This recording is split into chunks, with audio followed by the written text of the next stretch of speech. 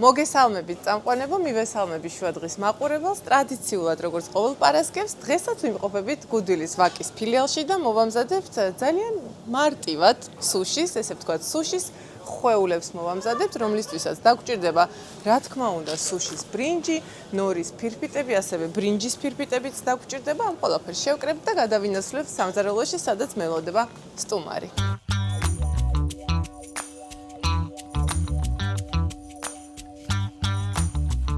დაგიბრუნდით სამზარეულოდან, ჩემთან ერთად დღეს იმყოფება არაჩვეულებრივი თამარ ურუშაძე, რომელიც პირდაპირ კურიერის სტუდიიდან გამოვიქეცი. შემოგვიერთდა და ძალიან მიხარია მე პირველი გავიგებ დღეს ამბებს თამარისგან. თამარ, მოგესალმები, მადლობა რომ გვესტუმრე.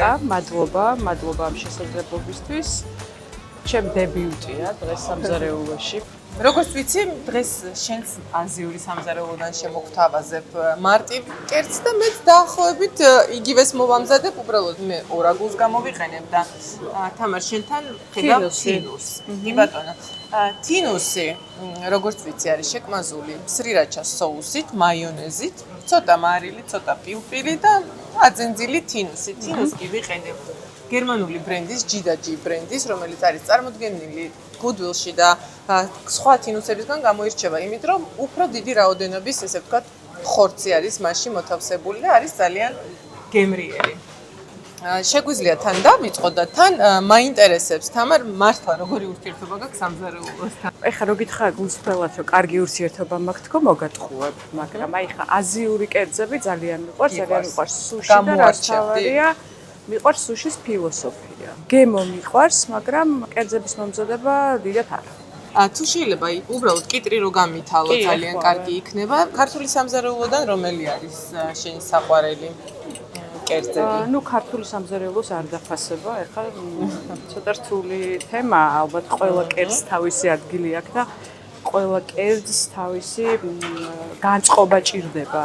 ყოველთვის ძალიან კარგად გამოიყურები და აი გურმანი ხარ? კი, ძალიან გურმანი ვარ და ძალიან მიყვარს ყვებასთან დაკავშირებული რიტუალები, თვითონ პროცესი, აი მომზადების გარდა რაც შეერილი ყველაფერი მიყვარს. ლიკა, ეხლა მე მაქვს შენთან კითხვები, მე ხა ჟურნალისტი ვარ და ახაც გამოვიყენებ ამ შესაძლებლობას. კი ბატონო. მე მაინტერესებს ვინ არის შენი შთაგონების წყარო აზიურ სამზარეულოში, აი ყველაზე მაგარი სუშის ოსტატი ან აი შეფი. სხვათა შორის სიმართლე რო გითხრა აზიური სამზარეულო მართლა იმდენად მრავალფეროვანია და იმდენად სერიოზულია, რომ ასე დიდად მეც არ ვეჭიდები ამ საკითხს, იმიტომ რომ მართლა ძალიან რთულია და თან გარდა ამისა სირთულე რა არის ოღონდ?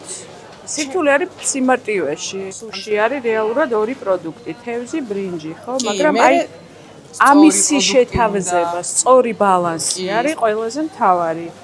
და ეს ის სამზარეულოა, რომელიც მეც შენსავე თამარ მიყვარს მომზადებული. ხო, მომზადებული, იმიტომ ძალიან რთულია. ხა ხალხი მე ვიცი, რომ 10 წელი, აი მაგალითად იაპონელ ცნობილ შეფებთან 10 წელი ჯერ მარტო იმისი უფლება აქვთ, რომ ბრინჯი ხარშონ და თევზთან ვერ მიდიან, იმიტომ რომ იმას სჭირდება თავის დამუშავება და დაკითხული მაქვს, რომ ძირონ, აი ცნობილი იაპონელი შეფი, რომელიც არის სოფლიოში ცნობილი, თავის შეგირდებს, ასე ვთქვათ, ავალებდა, რომ აი მაგალითად 8 ფეხა იყო მოსამზადებელი, მასაჟი გაეკეთებინა 40 წუთი 8 ფეხისთვის.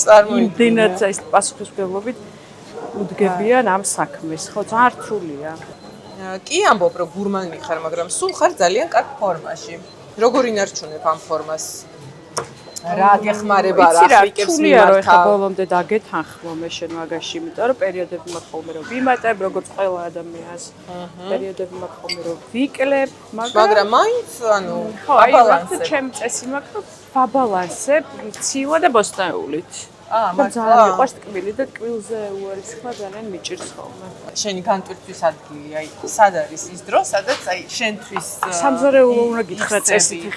არა, წესით არა, გაინტერესებს მართლა როგორ ყველაზე ადეკვატური იქნება, მაგრამ ნუ ალბათ ოჯახის წევრებთან, მეგობრებთან, ფიზიკური აქტივობის დროს. როცა მოგზაურობ თამამად მიირთმევს სხვადასხვა სამზარეულოს, აი ახალ კერძებს. რა თქმა უნდა, ახლა ერთ-ერთი მთავარი მოგზაურობის შემადგენელი ნაწილი, განსაკუთრებით თუ ეგზოტიკურ ქვეყანაში ხარ, რომ იქაური სამზარეულო აუცილებლად უნდა დააგემოვნო. როგორია შენი საუზმე?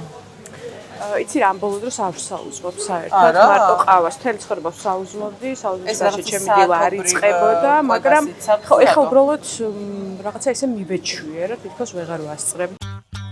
ჩვენს სამზარეულოში რაც დღეს წინასწარ მოვამზადეთ გარდა იმისა, რომ თინუსი შევკმაზეთ, ორაგულიც უკვე დაჭრილი გვაქვს. მოვხარშეთ, რა თქმა უნდა, ბრინჯი, რომელსაც შემდეგ სუშის ძმარი დავამატეთ, რათა ესეთი უფრო წებოვანი და რაღაცნაირად როგორც სუში სჭირდება, ისეთი მიგვეღო და გამოვიყენეთ რაკარდიას ბრენდის გუდვილის წარმოების ბრენდია, რომელსაც მრავალფეროვანი ასორტიმენტი აქვს, როგორც ბრინჯის, ჩირეულის, თუ თხილეულის, თუ ტკბილეულის და ხშირად არის წარმოდგენილი ჩვენ სამზარეულოში. ახლა ჩვენ უფრო ისეთ საქმეებს მივხედავთ და ცოტა ხანში დაგიბრუნდებით თითქმის მზარ კერძებით.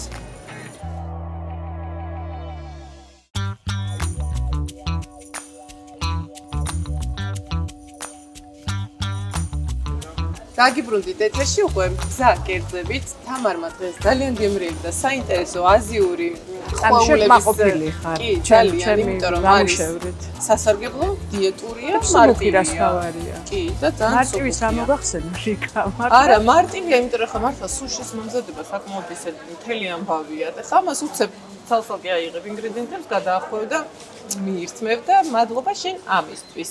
მადლობა რომ მასწავლე, ესე იგი მე დღეიდან შევეცდები რომ რაღაცნაირად აი ეს ჩემი ახლად შეძენილი გამოცდილება გამოვიყენო. თამარ, ისე აი დღის მანძილზე ესეთი დატვირთული განრიგი როცა გაქვს, ახერხებ აი საათობრივად ყვებას თუ მაინც არა, საათობრივად ყვებას ვერ ვახერხებ ხა რა თქმა უნდა, მაგრამ ნუ როცა დრო გვაქვს ვცდილობთ, რომ ძალიან აცდენილებით არ ვიყოთ. ხო, ჯანსაღ პროცესებთან. შეგახსენებთ რომ ვიმყოფებით გუდვილის ვაკის ფილიალში, სადაც საღამო სამზადისი უკვე დაწყებულია. 22 წელია გუდვილი თავაზობს არაჩვეულებრივ პასკების ნაირსახეობებს, რომლებიც მზადდება, რაც მთავარია უმაღლესი ხარისხის პროდუქტებისგან არის ქიშმიში, ქიშმიშის გარეშე, მოკლედ ყველა გემოვნებისთვის არის კლასიკური პასკები და ასევე სხვადასხვა შიგთავსებითაც და დღეს ჩვენ გადავწყვეტეთ რომ იტალიური პანეტონე დავაგემოვნოთ თქვენთან ერთად, რადგანაც პანეტონეს მრავალფეროვანი ასორტიმენტი ასევე არის წარმოდგენილი გუდვილში. მეტად სურს მოუხდება ლიკა როგორ ვიქნა. კი, ცალ-ცალკე ყველაფერი უხდება ერთმანეთს. ჩვენ ქართული სუპროც ესე არ არის, ყველაფერს ერთად მივირთმევთ და რატომაც არა. სხვათა შორის აბა ნახოთ, რაღაცა იაპონელები ამ გარედან ძალიან ლამაზად გამოიყურება. კი, ბევრნაირი შეფუთოა და ძალიან კარგად გამოიყურება ნამდვილად და საერთოდ განსხვავებული ცომია და განსხვავებულია ზემო და ზოგ შოკოლადი აქვს, ზოგს ქიშმიში აქვს, ეს მე მგონი სულ შოკოლადით არის. და სხვათა შორის ძალიან განსხვავდება პასკის მომზადებისგან პანეტონეს momzadeba და თვითონ ცომიც სხვანაირად გამოიყურება.